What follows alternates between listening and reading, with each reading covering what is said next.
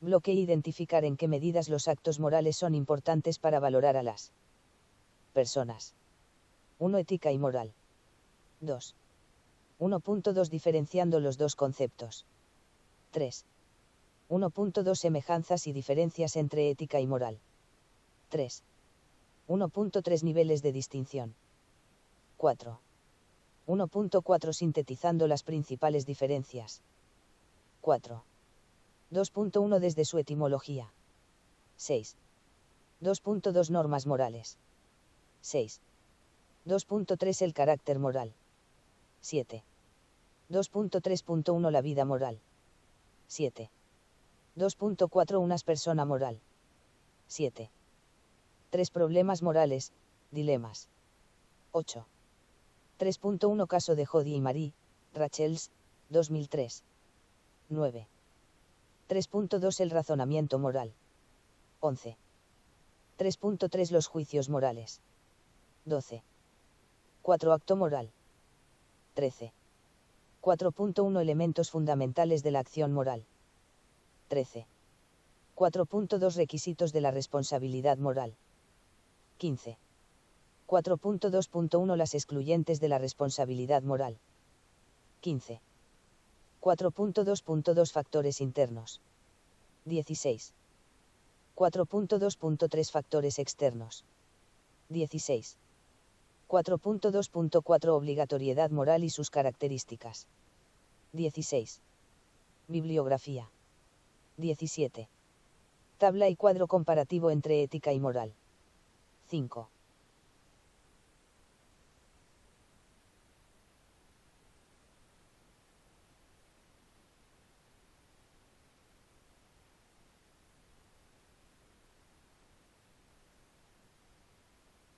Ética y moral. Antes de poder adentrarnos a la definición de moral y su respectiva aplicación en la bioética, es importante conocer la diferencia que existe entre ética y moral.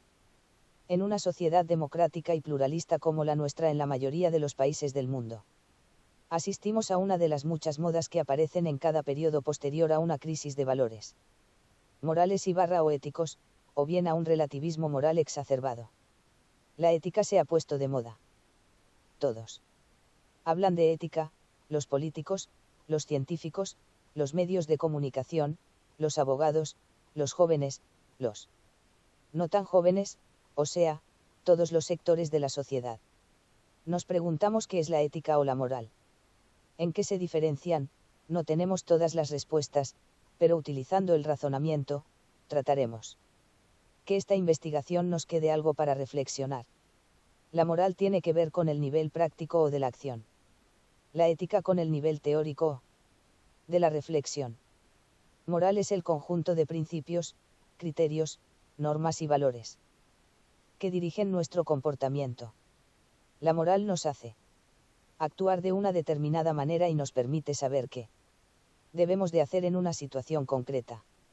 Nos orienta el actuar como una brújula, nos dice cuál es el camino a seguir y dirige nuestras acciones en una determinada dirección. La brújula nos indica el camino. Ética es la reflexión teórica sobre la moral. La ética es la encargada de discutir y fundamentar reflexivamente ese conjunto de principios o normas que constituyen nuestra moral. El término ética se reserva para la disciplina filosófica, o teológica, que estudia racionalmente la conducta humana, desde un punto de vista de los deberes y las virtudes morales. La ética es saber racional, en cuanto reflexión crítica sobre el hecho de la vida moral. Etimología. Ética y moral tienen el mismo significado. Moral viene del latín mos, que significa hábito, costumbre, y ética del griego ethos, que significa lo mismo.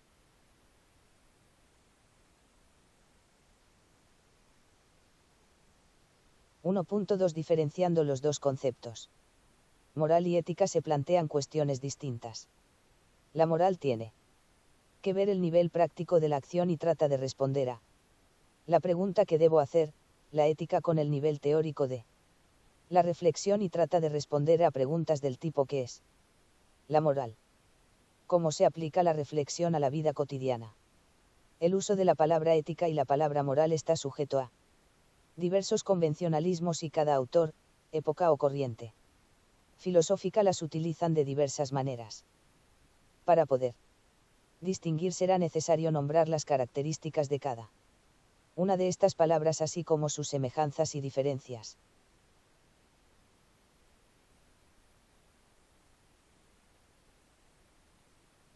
Importante. El uso de la palabra ética y la palabra moral está sujeto a diversos convencionalismos y cada autor, época o corriente filosófica las utilizan de diversas maneras. Para poder distinguir será necesario nombrar las características de cada una de estas palabras así como sus semejanzas y diferencias.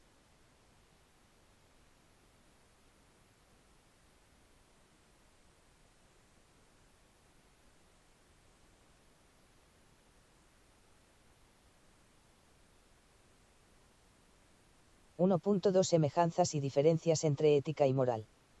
Semejanzas. Diferencias. Importante. El uso de la palabra ética y la palabra moral está sujeto a diversos convencionalismos y cada autor, época o corriente filosófica las utilizan de diversas maneras. Para poder distinguir será necesario nombrar las características de cada una de estas palabras así como sus semejanzas y diferencias. 1. 2. En los dos casos se trata de normas, percepciones, debe ser. La moral es un conjunto de normas que una sociedad se encarga de transmitir de generación en generación y la ética es un conjunto de normas que un sujeto ha esclarecido y adoptado en su propia mentalidad. 1. 2. 3. La moral tiene una base social, es un conjunto de normas establecida en el seno de una sociedad y como tal, ejerce una influencia muy poderosa en la conducta de cada uno de sus integrantes. En cambio, la ética surge como tal en la interioridad de una persona, como resultado de su propia reflexión y su propia elección. La moral es un conjunto de normas que actúan en la conducta desde el exterior o desde el inconsciente. En cambio, la ética influye en la conducta de una persona pero desde sí misma. Conciencia y voluntad. En las normas morales impera el aspecto prescriptivo, legal, obligatorio, impositivo, coercitivo y punitivo. Es decir, en las normas morales destaca la presión del valor captado y apreciado internamente como tal.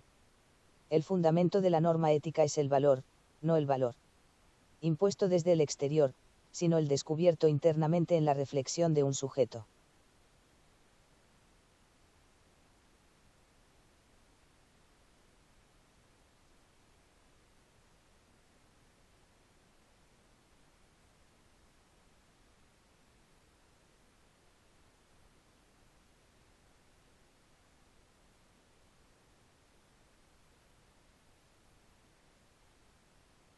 (1.3) Niveles de distinción. 1.4 Sintetizando las principales diferencias. 1. 2. 3.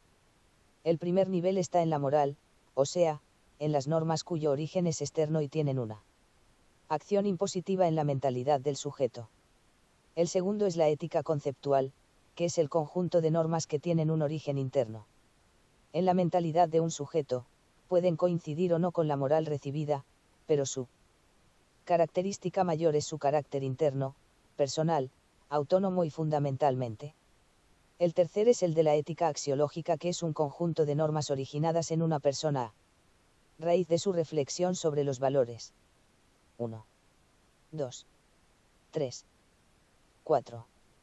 Lo moral es diferente de lo ético, o no moral, principalmente porque lo primero no implica un interés particular, mientras que lo segundo, sí. La perspectiva moral es imparcial y es indiferente a los deseos y propósitos de seres individuales. Lo moral en cuanto tal se abstrae de circunstancias y características particulares en función de su carácter universal, capaz de establecer normas válidas para cualquier situación moralmente similar. El agente moral parte necesariamente de la aplicación racional de un principio imparcial, por lo tanto sus motivaciones son totalmente distintas de las motivaciones privadas, éticas, de los individuos para actuar, pues estas últimas se guían por inclinaciones sumamente variables. Que, en todo caso, escapan al análisis sistemático de la filosofía.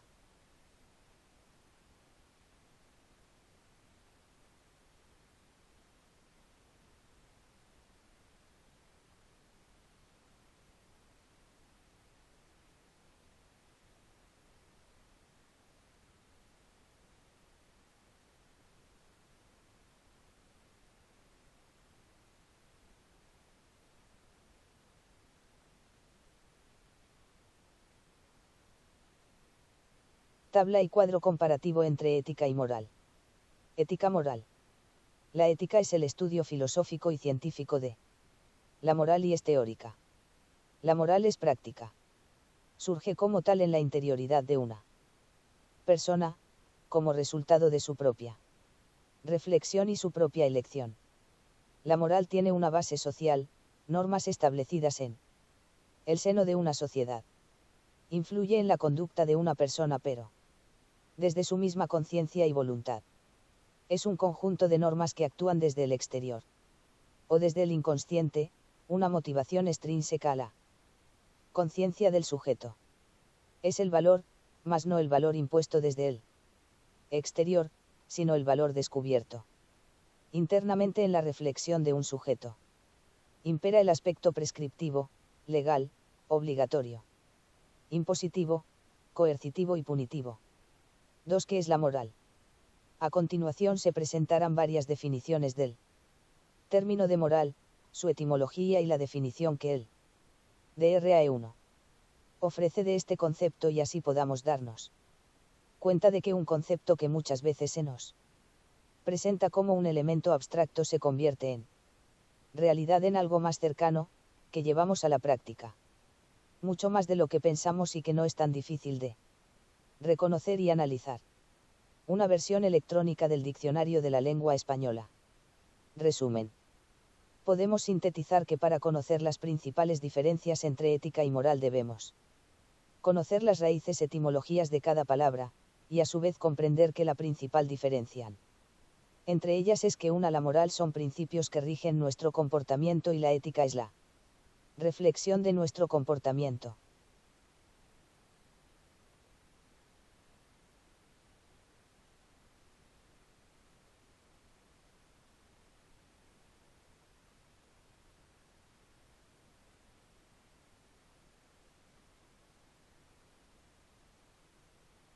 Y una de las definiciones de moral o moralidad es el conjunto de creencias y normas de una persona o grupo social determinado que ofician de guía para el obrar, es decir, que orientan acerca del bien o del mal, correcto o incorrecto, de una acción. 2. El término moral hace referencia al conjunto de prescripciones admitidas, en una cierta época y en una sociedad determinada. 3. La moral es, como mínimo, el esfuerzo de guiar nuestra conducta por razones, esto es, hacer aquello para lo que hay las mejores razones, al tiempo que damos igual peso a los intereses de cada persona que será afectada por lo que hagamos. Reichels, 2003. 4. La moral difiere en cada sociedad, y es un término conveniente para referirse a costumbres aprobadas por la sociedad. Hablaremos de moral para referenciar a los códigos normativos concretos, vigentes en las diversas comunidades humanas. Por lo tanto, nos referimos a la moral vivida, aceptada por las personas y los grupos, sin que haya sido necesariamente sometida a la mediación de la crítica racional sistemática. Existe así la moral islámica, la cristiana, la budista, la marxista, la neoliberal, entre otras. Es verdad que cada una de estas tradiciones, o muchas de ellas, al menos las más desarrolladas intelectualmente, intentará elaborar una reflexión que justifique racionalmente sus exigencias, pero esa reflexión ética es un segundo momento con respecto al código moral de cada una de las correspondientes comunidades. Ferrer y Álvarez, 2003.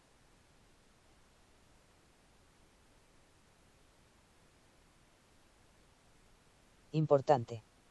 La moral también es identificada con los principios religiosos, éticos, orientaciones o valores. Que una comunidad está de acuerdo en respetar.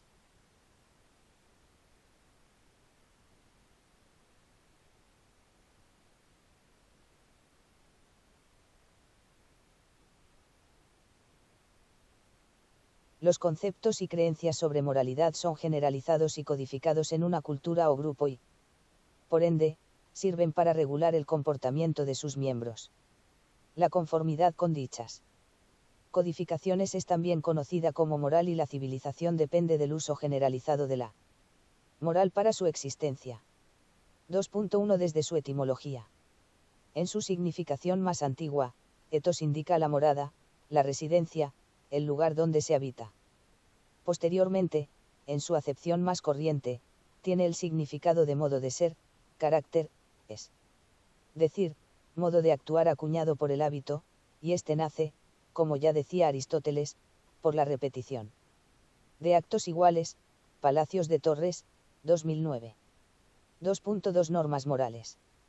Son las que dirigen la actividad humana en orden al bien. Buscan, no tanto la perfección de las obras elaboradas y producidas por el hombre, como la bondad o la perfección misma del hombre que opera. Estas normas suponen y exigen el uso de la libertad y se presentan de una manera imperativa. Su violación lleva consigo la sanción interna, el remordimiento, el reproche de la conciencia, etc. Las normas morales son exigencias de la propia realidad humana social, pero son expresiones abstractas y generales de la misma. Son directrices, formulaciones inadecuadas, que expresan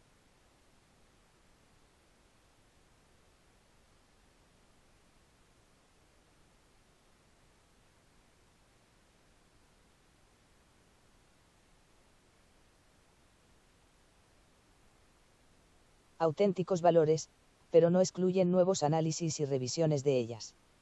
El sentido auténtico de la norma es la de ser un instrumento, ayuda o guía para la acción. La norma, indiscutiblemente, representa un apoyo inapreciable. 2. Un elemento esencial a la moralidad. Pero se puede prescindir de ella cuando existe más conciencia de lo que se debe hacer y de la complejidad de valores en juego. Los mismos valores siempre pueden encarnarse en normas diferentes. 2.3 El carácter moral. El carácter moral es la configuración estable que una persona ha elegido para su vida. Se refiere, pues, a la clase de persona que hemos elegido ser. 2.3.1 La vida moral. La vida moral tiene que ver, ante todo, con la formación del carácter, es decir, con la configuración de la propia personalidad, talante o calaña moral, a través de las opciones y elecciones libres de la persona.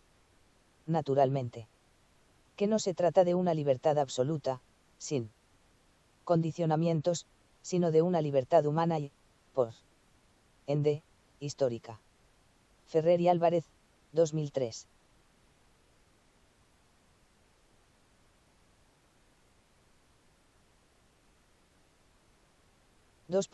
Una persona moral.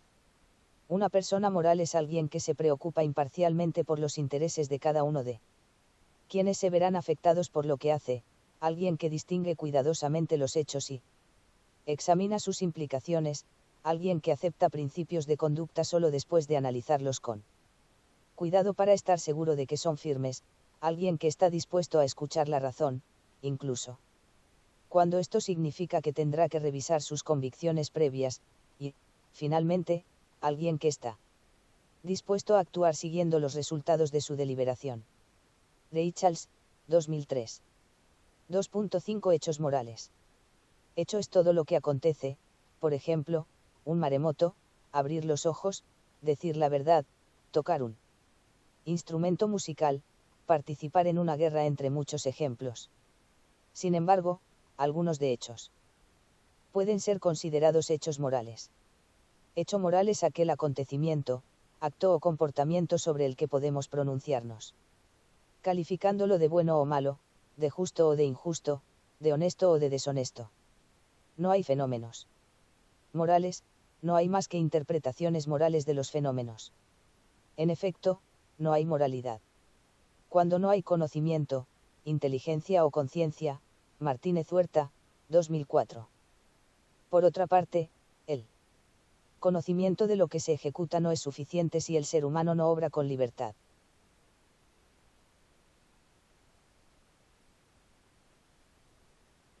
Dos es un elemento de tanto valor que, por su importancia, no se puede calibrar.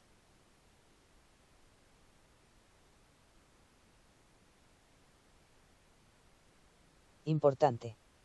Según Colegio 24 Ares, 2004 hechos morales son tanto los de la conducta y vida interior de cada ser humanos individuales en tanto personas responsable como los que se vinculan a fines, normas y conductas de grupos e instituciones.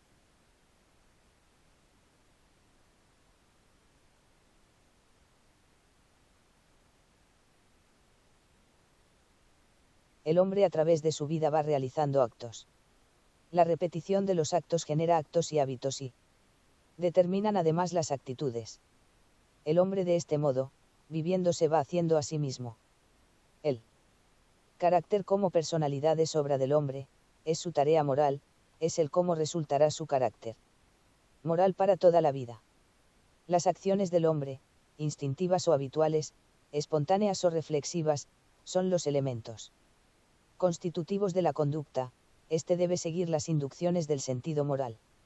Examinemos qué actos humanos favorecen en las tendencias racionales de la conducta y en qué casos pueden contrariarla. Y el sentido moral es el resultado de una evolución psicológica y cuyos factores son intelectuales, emocionales y volitivos. 2. La conducta está constituida por acciones, y son estas las que llegan a señalar la tendencia de la moralidad. 3. En las pasiones momentáneas el acto humano es el resultado de un progreso psicológico, en el que intervienen impulsos, instintos, sentimientos y pasiones, más o menos subordinados al discernimiento. 4. Los instintos y las pasiones impiden la formación del sentido moral.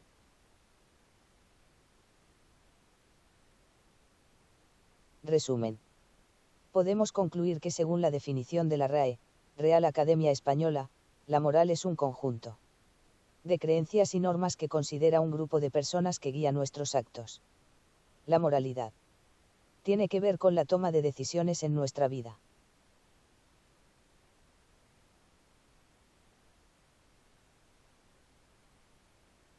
Tres problemas morales, dilemas. Uno de los rasgos fundamentales de la conducta moral es que está guiada por valores morales, decirla verdad, por ejemplo, es un valor moral y nuestro comportamiento será moral siempre que digamos la verdad. Cuando mentimos, nuestro comportamiento es inmoral. Cuando no prestamos atención a esos valores morales, nuestra conducta es amoral. Dicho de otra manera, la conducta moral significa que nos sentimos obligados a cumplir con nuestro deber en una determinada situación.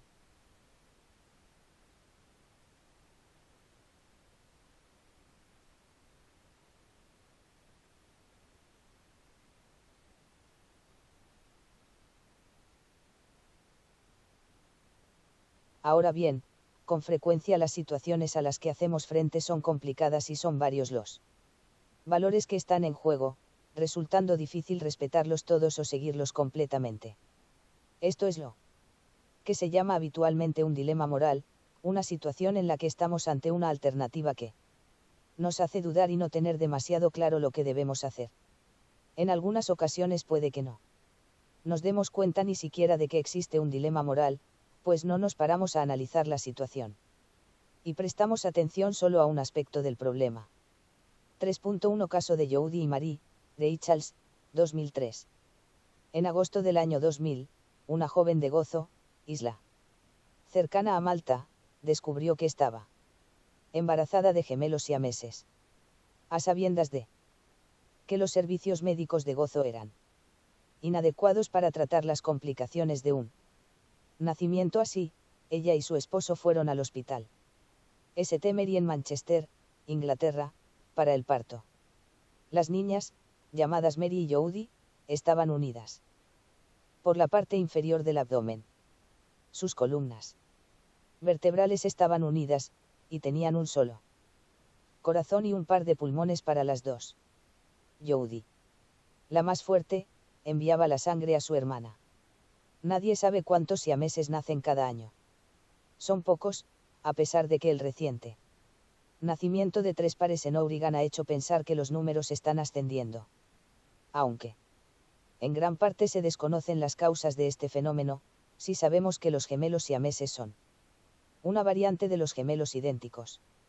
Los gemelos idénticos se crean cuando el conjunto de células, el preembrión, se divide, entre 3 y 8 días después de la fertilización, si la partición se demora unos días más, es posible que la división sea incompleta y que los gemelos resulten siameses. Algunos pares de siameses viven bien. Llegan a adultos y algunas veces se casan y tienen hijos propios. Sin embargo, las perspectivas de Mary y Jodie eran más sombrías. Los médicos opinaron que, sin su intervención, morirían en un lapso de 6 meses. La única esperanza era una operación para separarlas. Esto salvaría a Jodie, pero Mary moriría inmediatamente. Los padres, católicos devotos, negaron el permiso para la operación alegando que esto apresuraría la muerte de Mary. Creemos que la naturaleza debe tomar su propio curso, dijeron los padres. Si es la voluntad de Dios que ninguna de nuestras niñas sobreviva, así será. El hospital, creyéndose obligado a hacer lo que pudiera para salvar por lo menos a una de las niñas, pidió autorización a los tribunales para separarlas a pesar de los deseos de los padres. El permiso se concedió, y el 6 de noviembre se realizó la operación. Tal como se esperaba, Jodie vivió y Mary murió. El argumento de que debemos salvar a tantos como podamos. El argumento obvio para separar a las siamesas es que tenemos la opción entre salvar a una niña o dejar que mueran ambas. No es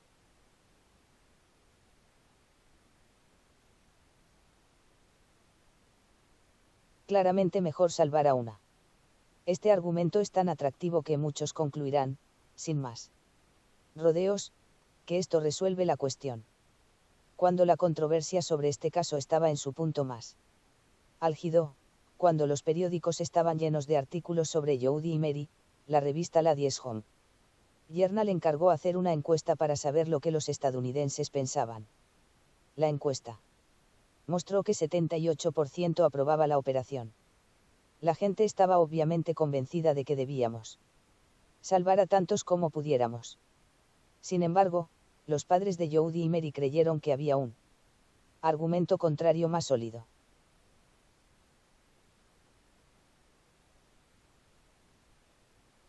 Importante. Al reflexionar sobre este caso, debemos distinguir entre la cuestión de quién debía tomar la decisión y la de qué decisión debía tomarse. Podría pensarse, por ejemplo, que la decisión debía dejarse a los padres, caso en el cual se objetará la intromisión de los tribunales. Pero queda todavía por definir cuál sería la decisión más sensata que los padres, o alguien más, podrían tomar. Nos concentraremos en esta última pregunta: ¿sería correcto o incorrecto, en estas circunstancias, separar a las siamesas?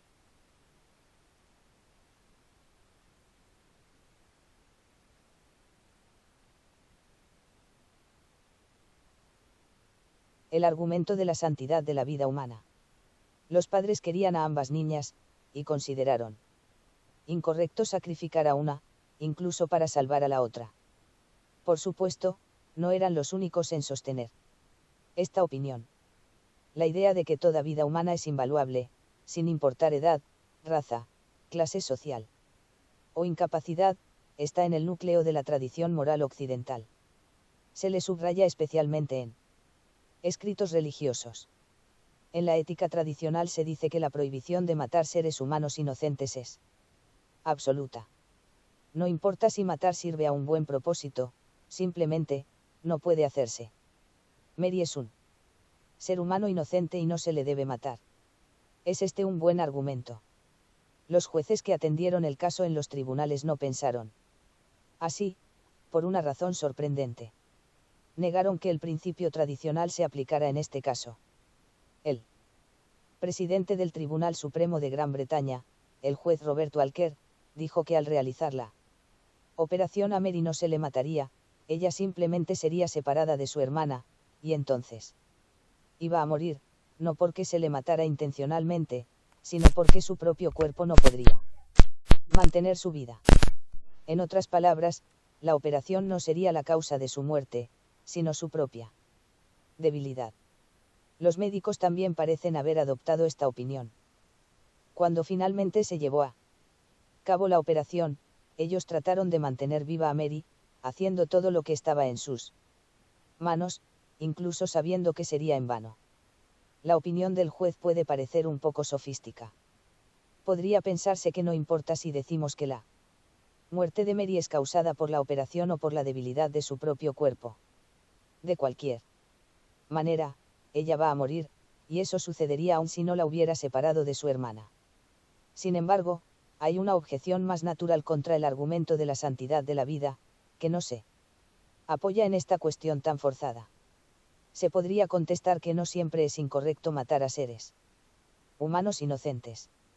En situaciones excepcionales puede ser correcto.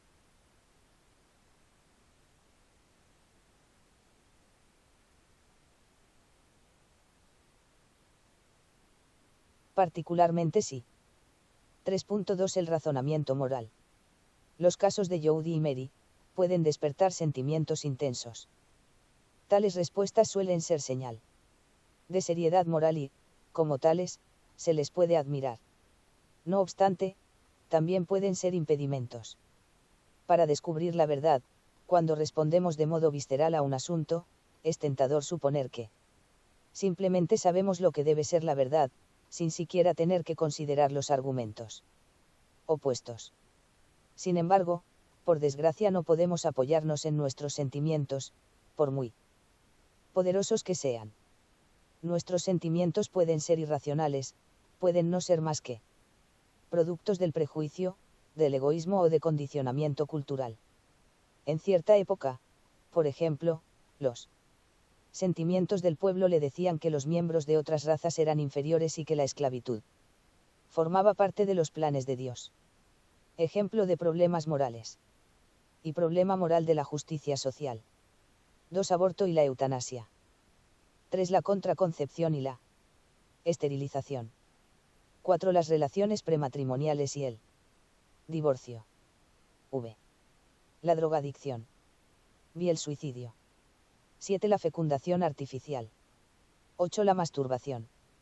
9. La homosexualidad. X. El nudismo. 11. El noviazgo y la unión libre. 12. El problema racial y xenofóbico. 13. La juventud. 14. La mujer. 15. La culpa colectiva o corresponsabilidad. 16. La pena de muerte. 17. La guerra y la tortura. 18. El empleo del tiempo libre. 19. El desempleo. XX. Relación entre la Iglesia y el Estado. XX y etc. 1. 2. 3. El ser humano inocente no tiene futuro porque va a morir pronto, pase lo que pase. El ser humano inocente no tiene deseos de seguir viviendo, tal vez porque está mentalmente tan poco desarrollado que ni siquiera tiene deseos. Matar a un ser humano inocente salvaría las vidas de otros, que pueden entonces llevar vidas completas y buenas.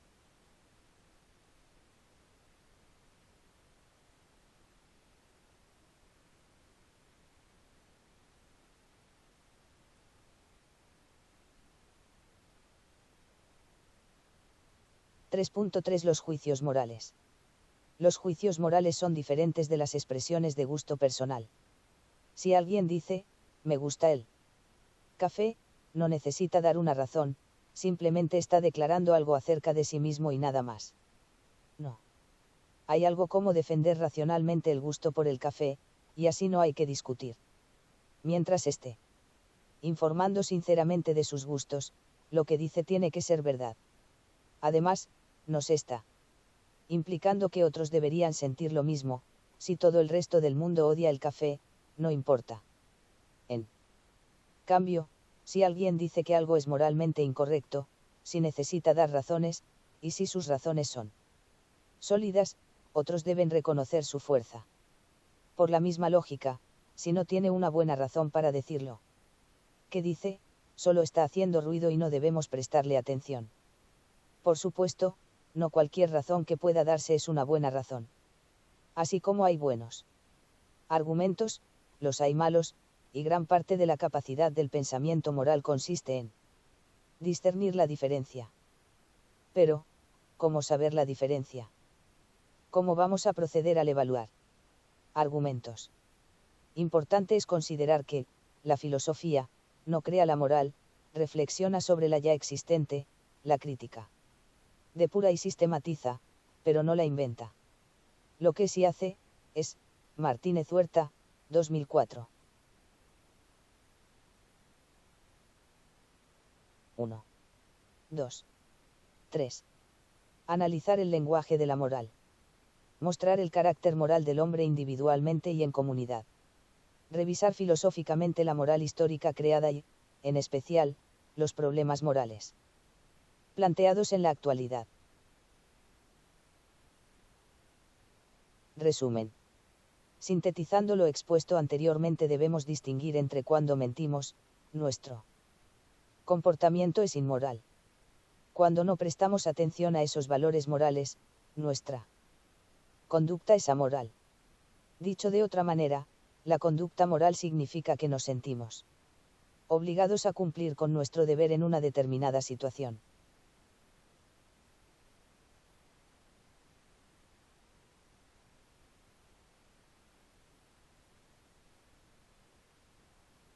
Acto moral. ¿Qué es un acto moral? Es el proceso mediante el cual un sujeto moral realiza un comportamiento susceptible de ser valorado bajo un sentido moral, bueno o malo. Se discute si hay algún acto humano que no sea ni moralmente bueno, ni malo, sino moralmente indiferente. La opinión más admitida es que, aunque en abstracto se pueda pensar en un acto moral indiferente, pero en concreto, todo acto moral o es bueno, o es malo. Un acto adquiere el calificativo de moral cuando ha sido realizado en forma libre y consciente. De esta manera, la libertad es una condición fundamental y necesaria en la esencia del acto moral. El acto de un individuo que ha sido realizado bajo una coacción interna o externa no cae en la esfera de la moral. Según John Dewey en su obra Teoría de la Moral, los requerimientos que debe poseer un sujeto para realizar un acto moral son: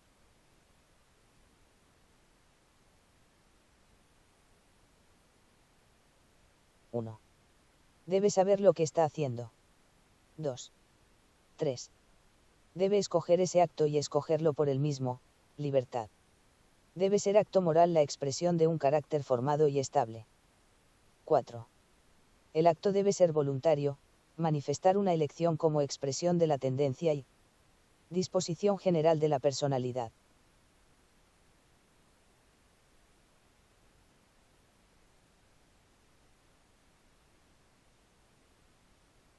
4.1 Elementos fundamentales de la acción moral. Racionalidad. Es lo que nos hace superar el instinto y por eso, no nos comportamos de forma instintiva. Los instintos más fuertes son el de supervivencia y el sexual. Y nos aportan una segunda naturaleza. En los actos es un requisito fundamental. Las investigaciones científicas no niegan que antes de ser conscientes, es decir, de tomar la decisión, el organismo ya ha determinado dicha decisión, antes de que el cerebro analice y emita pros y contras al respecto, y esto es necesario para juzgar actuaciones. Hay una supraconciencia que decida por nosotros. Y esta, no es tan clara como creemos. Libertad. Ha evolucionado mucho este concepto a lo largo de la historia. No somos libres del todo, pero hay amplios aspectos a tener en cuenta.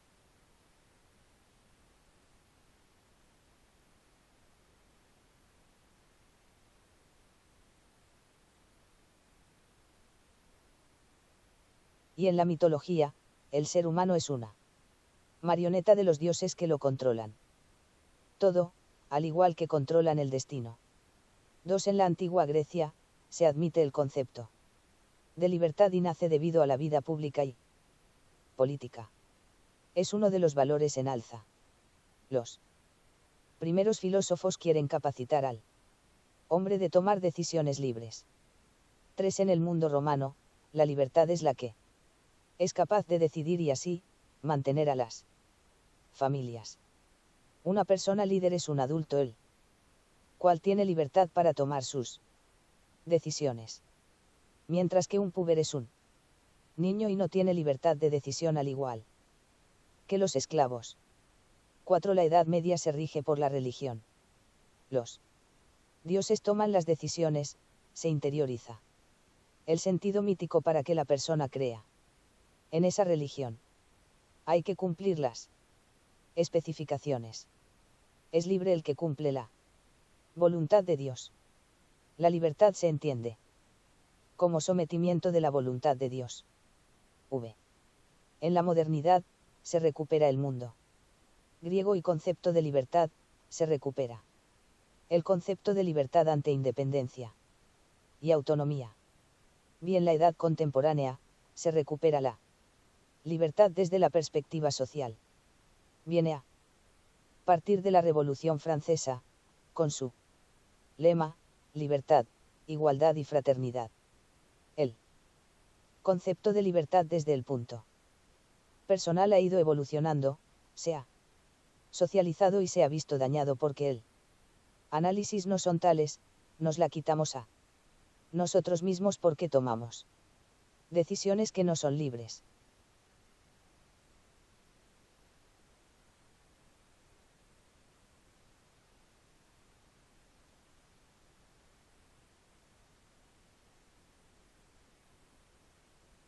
(4.2) Requisitos de la responsabilidad moral.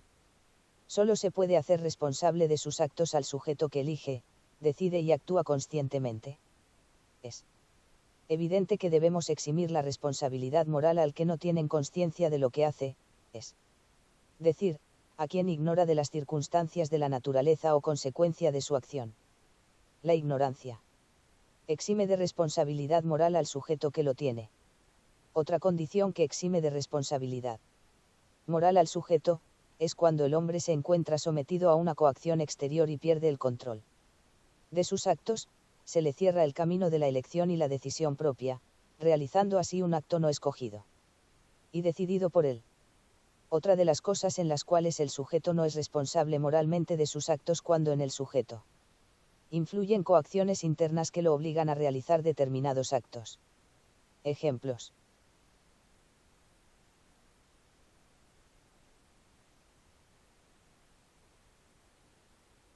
La responsabilidad moral requiere de la posibilidad de decidir y actuar libremente en el acto o el fin perseguido, por lo que, para que exista esta, es necesario la libertad, es decir, que existía la acción de varios medios para lograr el fin perseguido.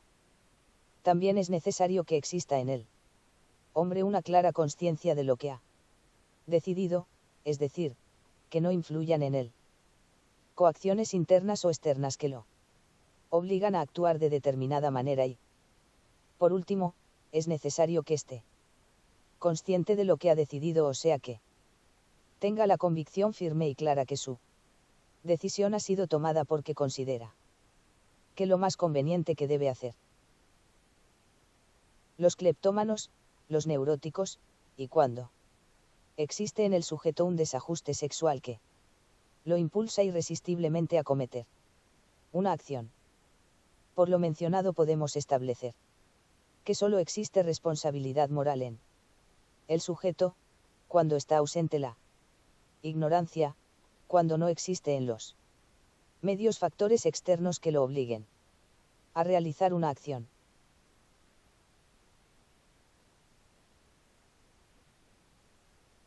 (4.2.1) Las excluyentes de la responsabilidad moral. El sujeto no puede tener responsabilidad moral cuando influyen factores internos o externos que obliguen a realizar un acto determinado.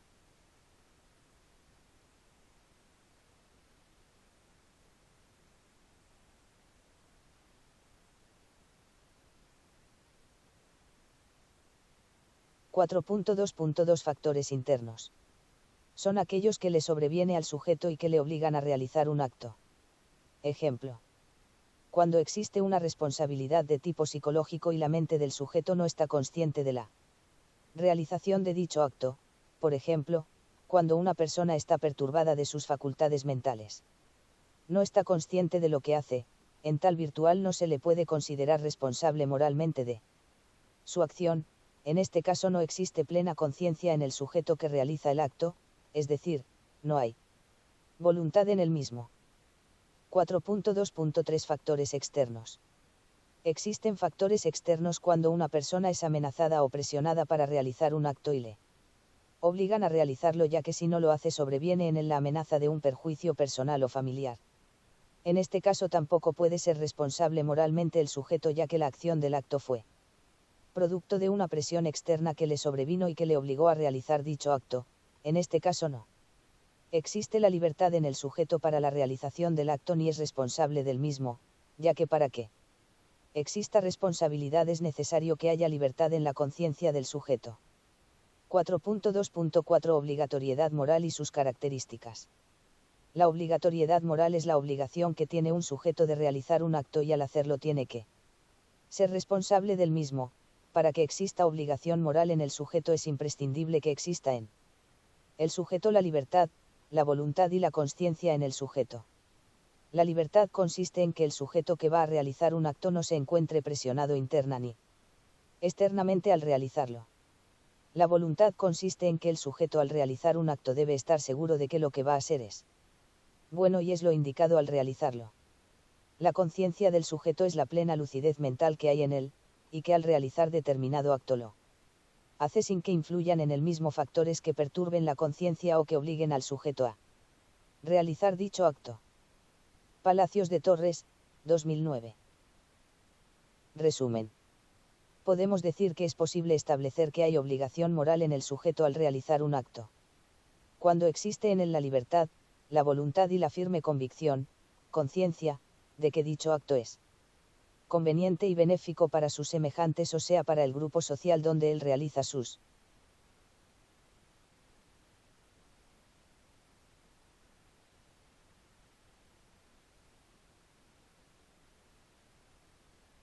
Bibliografía. Colegio 24 H. Ares, 2004. Moral y ética. Buenos Aires, Colegio 24 H. Ferrer, J. y Álvarez, J.